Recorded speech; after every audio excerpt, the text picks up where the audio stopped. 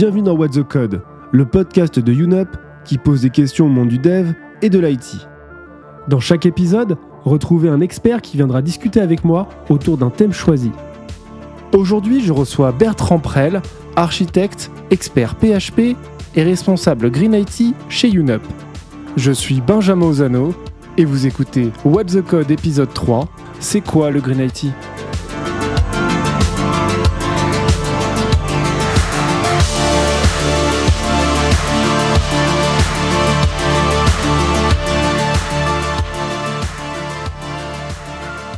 Bonjour Bertrand, comment vas-tu ? Ça va et toi ? Ça va très très bien. Et comme d'habitude, première question, c'est quoi déjà le Green IT pour toi ? Alors pour moi, et pas que pour moi d'ailleurs, c'est l'idée d'essayer de limiter l'impact du numérique, aussi bien matériel que logiciel, sur l'environnement notamment. Pour ce qui est du Green IT, on peut élargir au numérique responsable, où on va aussi s'intéresser à le rendre accessible à tous, y compris des personnes qui ont des déficiences visuelles, auditives ou autres. Chez YouNup, on a commencé des travaux pour développer toute une formation sur le Green IT, sur le numérique responsable. Alors justement, on y reviendra un tout petit peu plus tard, mais comment t'es venue l'idée de te pencher sur ce sujet ? Déjà, je m'y intéressais à titre personnel à l'écologie, de manière générale.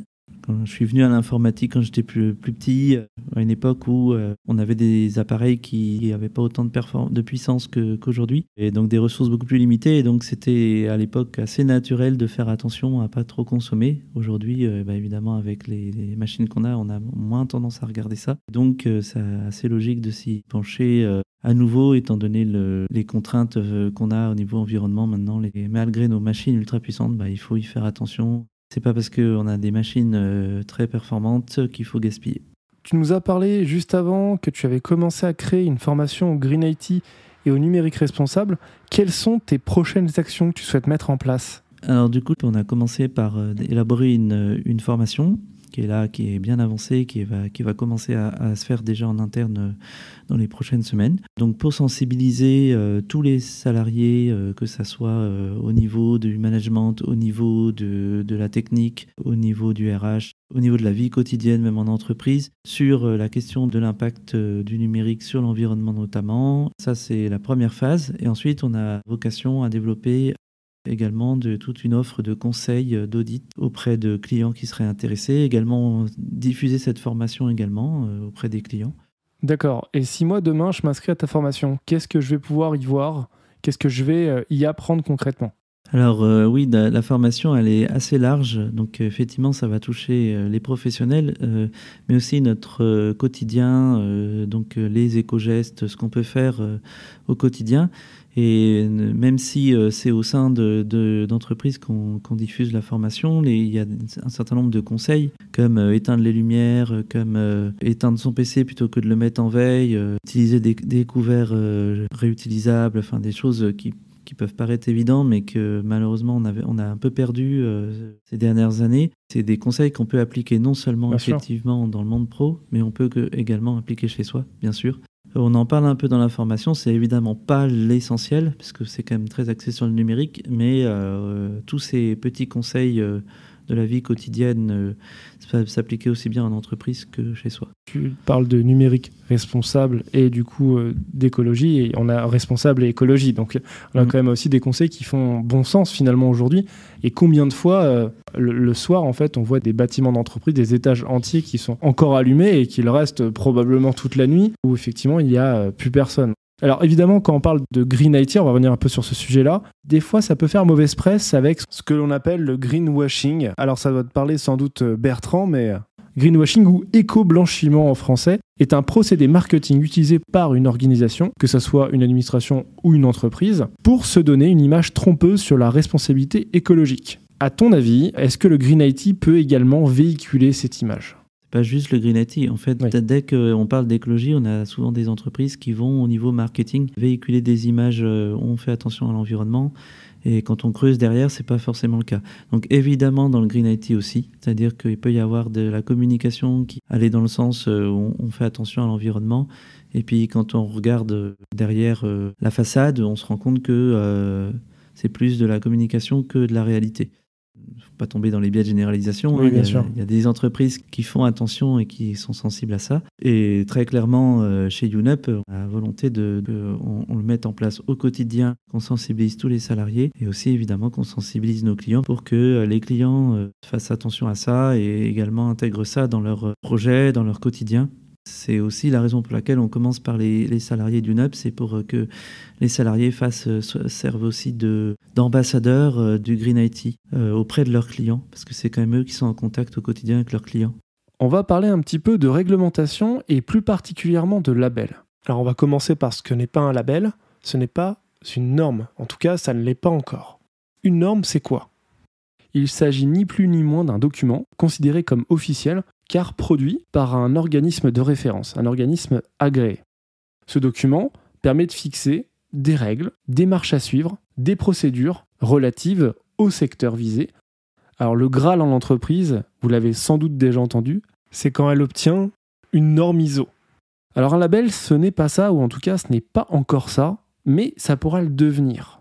Et pour le coup, c'est l'organisme qui va délivrer ce label, par son sérieux et sa réputation, qui donnera du poids au label dans ce cas-là. Alors le Green IT et le numérique responsable étant, je pense, encore trop émergents pour qu'il existe une norme, mais je crois, Bertrand, tu me diras si je me trompe, qu'il existe quand même quelques labels aujourd'hui. Donc oui, il y a un certain nombre de labels. Il y en a qui vont être beaucoup plus larges que juste le numérique responsable, comme par exemple Positive Workplace, qui vont inclure des critères d'évaluation des impacts environnementaux, mais qui ont par ailleurs vont traiter d'autres axes comme l'activité de l'entreprise, la gouvernance ou l'ancrage local, en plus de parler d'environnement et de l'impact du numérique.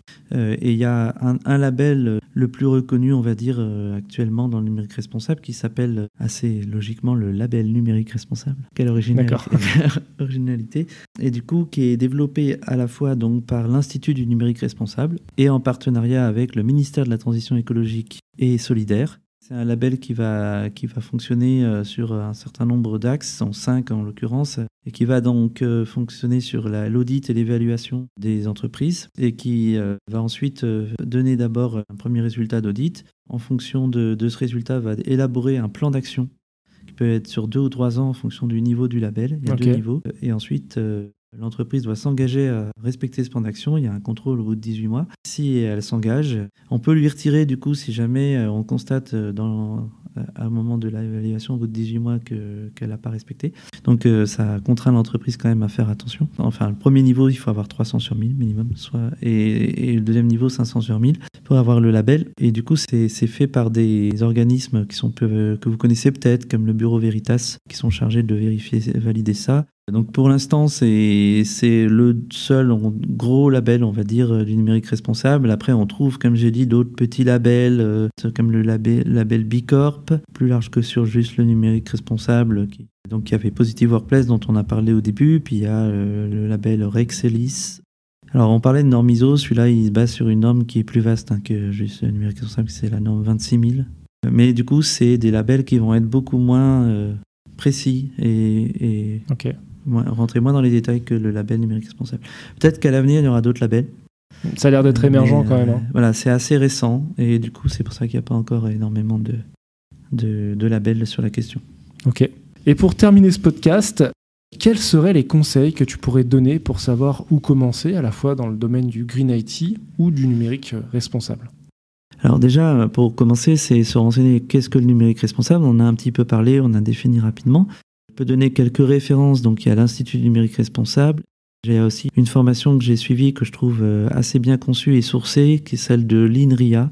Donc commencez par ça, vous sensibiliser. Évidemment, vous pouvez aussi faire appel à nous et à notre formation qui va un petit peu plus loin encore que ce MOOC, qui va vraiment sur des actions concrètes qu'on peut recommander. Vous pouvez aussi vous faire labelliser, bien sûr. Là, c'est vraiment la dernière étape quand vous vous sentez prêt à mettre en place de vrais engagements de numérique responsable dans votre entreprise. En fait, il faut juste se lancer. Dès qu'on commence, on creuse et plus on creuse, plus on trouve d'éléments.